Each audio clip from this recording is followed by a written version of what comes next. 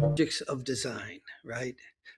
Beginners often look at an empty canvas and panic, feeling overwhelmed and urged to crowd everything onto your poster or your assignment there. And but every square inch can't have chaotic shapes and too much text. You want to resist that urge. You want to have white space that makes active breathing space. It's a silence between the musical notes that makes the melody beautiful. So when you have generous margins and simplify your data, you elevate your composition, right? When there's space, the structural arrangement of visual design elements to create a unified whole. By focusing on clean layouts, you take a messy pile of data and turn it into something premium, readable, incredibly intentional. In the professional world, the ability to look at absolute chaos and declutter it and present it in a clean, structured summary is exactly what executives are looking for and the clients are looking for. And what I'm looking for in you, especially that hierarchy, right? Where are the eyes being attracted to? Because that's what they're going to look for, to get that message out, get it clear out. I sound like a broken record, right? So it's just about structure, layout, composition, and what brings it all back together is a good practice, like we're doing with the logo assignment coming up. A logo is it's a visual symbol that represents business. So, excuse me, it's often the first thing people notice about you and how you recognize your brand or your client's brand. But with the 7 different types of logos I want to express to you, like monograms and mascots for businesses, you need to understand the different types and which best one might work for you or your client.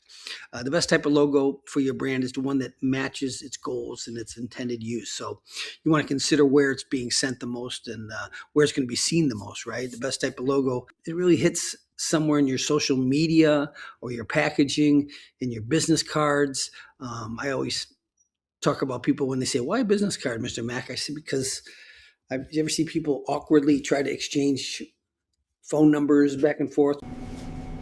Could I get your number? Here is my business card.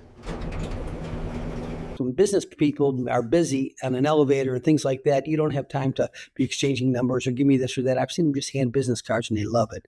So make sure you make a business card this semester. And so I just wanted to go over the different types again, a word mark or a logo type. If the logo uses just a company name, it's called a letter mark or a monogram. Okay.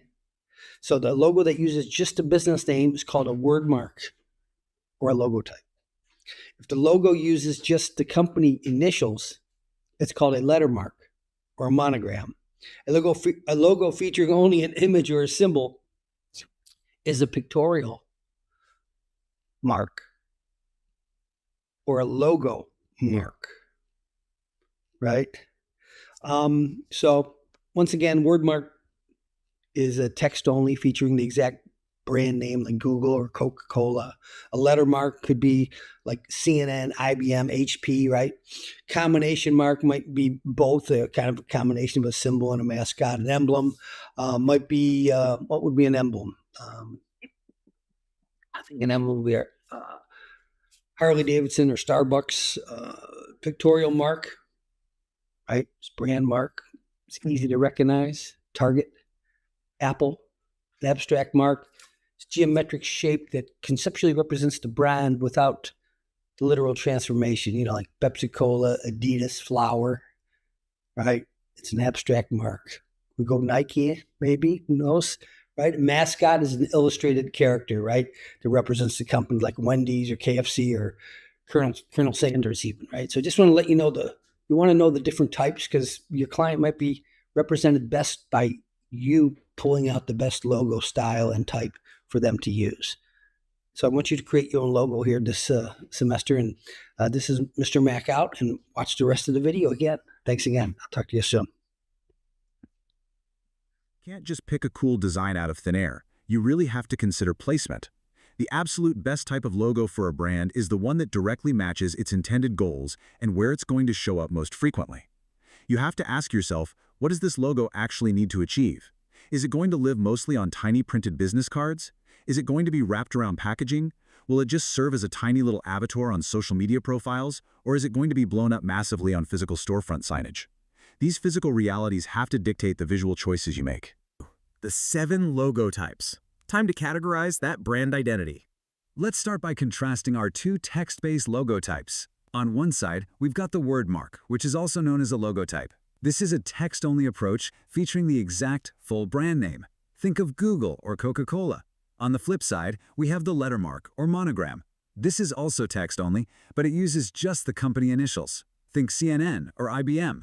The big takeaway here is just knowing when to use a full name to build immediate brand recognition versus when you need to simplify a long, clunky name down to its initials for a quick, punchy visual impact. Now, let's build out the rest of our branding arsenal with 5 more categories based on how they incorporate graphics. First up, the pictorial mark, or brand mark. This is a recognizable, literal graphic symbol without any text at all. Apple or Target are perfect examples of this. Next is the abstract mark. Instead of a literal image, this is a geometric shape that conceptually represents the brand, like the Pepsi circle or the Adidas flower. Then we have the mascot. This is an illustrated character representing the company. Obviously, KFC's Colonel Sanders comes to mind. Moving down, there's the emblem, where the company name is tightly encased inside a symbol or an icon, exactly like Starbucks or Harley-Davidson. And finally, the combination mark, which is exactly what it sounds like, a layout that mixes the business name with a graphic symbol or mascot. Having this complete categorization in your back pocket gives you a massive advantage when deciding what visual tool is going to do the best job for your specific needs. All right,